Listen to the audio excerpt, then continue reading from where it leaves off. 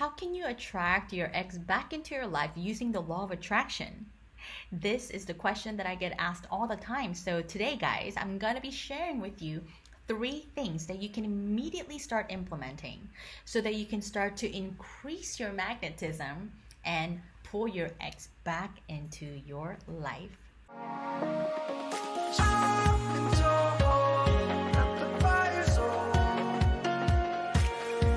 Hey, welcome back to my channel.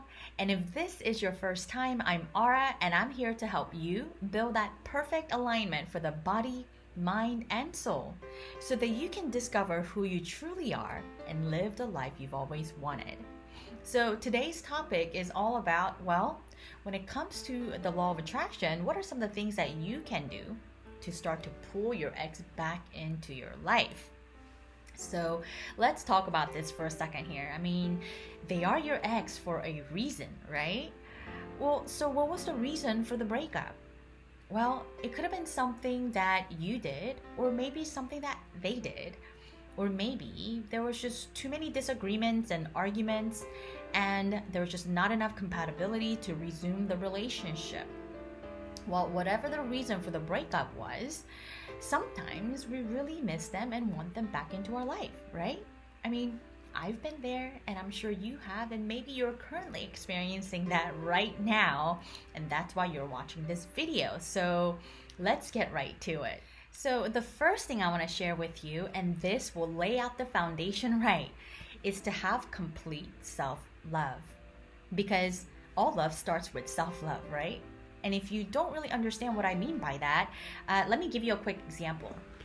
So the problem that I see a lot is that so many people wanting to feel loved and connected and want to feel whole and complete, they go to their partner expecting them to fulfill their needs and fill their cup up, right? So let's say that here's you, and you're feeling half empty, right? You want to feel loved and connected and full and complete. So you go to your partner who is maybe also half empty.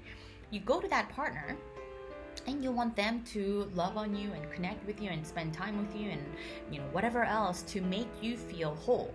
So because your partner loves and cares for you, they do whatever they need to do to make you feel like you are loved, right? So now you are feeling definitely loved and connected, and now you're feeling whole and you're happy. But what's happening to your partner? Because they were also half empty, and so they gave you whatever they had, which was that half fullness. So now they are feeling the lack, right? They are feeling disconnected or unloved or not loved enough, and they don't feel whole and complete. So what's going to happen is that your partner's going to come to you and expect you or demand you or ask of you to do the same thing for them. So the same thing is going to happen back and forth because you love and care for them too. So you're going to give your half fullness, and then it's just going to be this vicious cycle of giving to that person but also feeling empty inside, and you want to have your cup filled again. So that is not sustainable, as you can probably imagine. So when you are able to practice that self-love and learn the right skills to fill your own cup up, knowing your own worth and your value, and knowing that you deserve the love and that you can give yourself that love, you will be able to not only give more and share more, because, well, we could only share and give what we have, right? There's no way we can share what we don't have. And because you have filled your cup up yourself, you will never expect anyone or anything else to fill your cup up, because you already know how to do that, and you don't need any help, or you don't need anyone else to do that for you. I mean, of course, it's always nice to feel loved and connected with another person. I'm not saying that, self-love is all about just filling your own cup up all the time. But when you can take care of your needs on your own, you will not demand that from the other person. That could possibly cause a disagreement or an argument because of that. So practicing self-love is just one of the most foundational things that we can do for ourselves so that we can go out there and share more with other people that we love and care for. I used to be that person who was half empty or maybe more. And I always expected somebody in the relationship to, complete me, right? To make me feel happy, to make me feel like I'm worthy of love. And that created a lot of friction in many of my relationships in the past. Because asking the other person to complete you is an overwhelming request, don't you agree? And the next thing is for you to completely detach. And I know that sounds a little odd, and you're probably saying right now, well, I think about them all the time. I want to attract them back into my life, and I miss them. How can I possibly detach? Well, that's one of the reasons why I brought up self-love first, because when you know how to fill your own cup up and feel complete without having anyone else do that for you, and you know your true worth and your value, then you'll be able to easily and effortlessly just detach from any outcome or expectation because you're already full, right? And another reason why detaching is so important is because, well, has there ever been a time in the past where you knew of somebody or met somebody, perhaps on a first date, and they seemed very nice and perhaps even had some qualities that you were looking for in a partner, but they were like head over heels for you, right? It was like love at first sight. They had this huge crush on you and they were so eager, right? And like you can even feel that like off the bat, right? Maybe they begged you for your phone number or the second date, or maybe they were just like too desperate to have your attention, to get your love, to spend more time with you. And it didn't matter what they looked like or what they had. All you wanted was to get out of that situation, be away from them, because it was a total turnoff, right? Well, that's the same thing, right? If you are so attached to the ideal of wanting your ex back into your life, you're basically emitting and sending out this energy that implies that you are needy and desperate. And nobody likes that, right? As we just talked about. So by being able to detach from any expectations and outcome, you are more likely to attract your ex back, because that's not the vibe that they feel from you. You know what I'm talking about here? You know how sometimes you can just feel that person's vibe and they don't have to do anything or say anything, but you just feel that, and it's either a turn on or a turn off, right?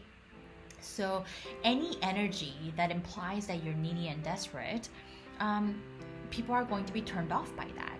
So detach is one of the greatest ways to attract what you want in life, including your ex. And speaking of detachment, the next thing and the final thing that I want to share with you is to raise your vibrational frequency. And what do I mean by that? Because I know that was like a little mouthful.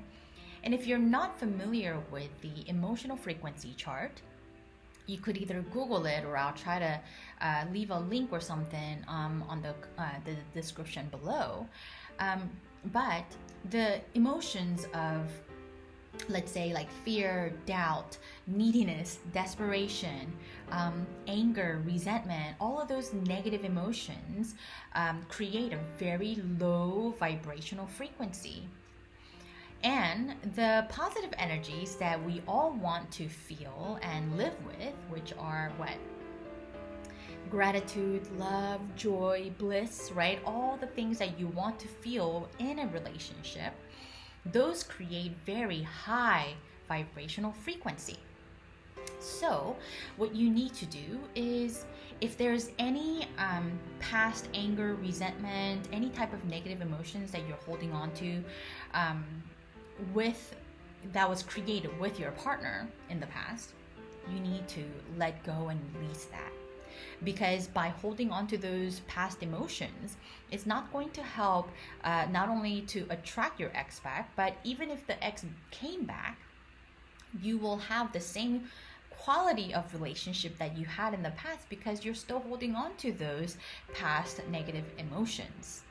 So let go of whatever you've been holding on to and start to find ways to create and raise that vibrational frequency so that you can hold on to and live with the feelings that you want to feel in a relationship.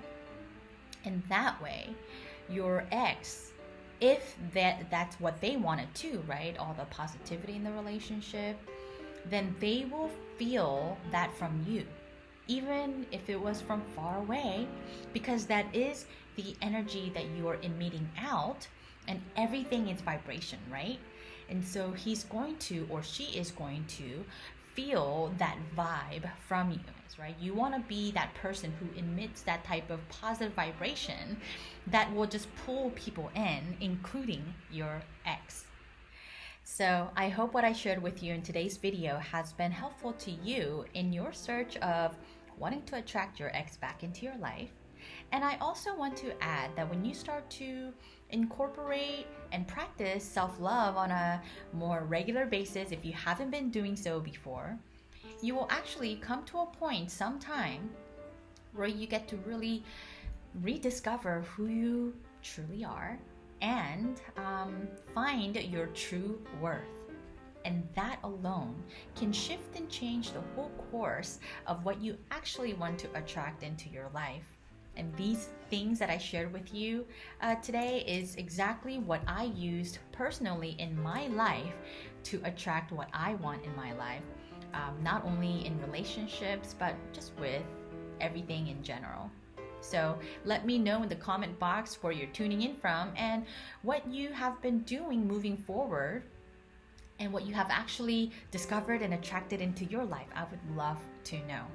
And remember to subscribe and give me a thumbs up and hit that notification bell button so you don't ever miss out on the goodness. That's the Arl effect. And again, as always, much love and gratitude your way. Love you all.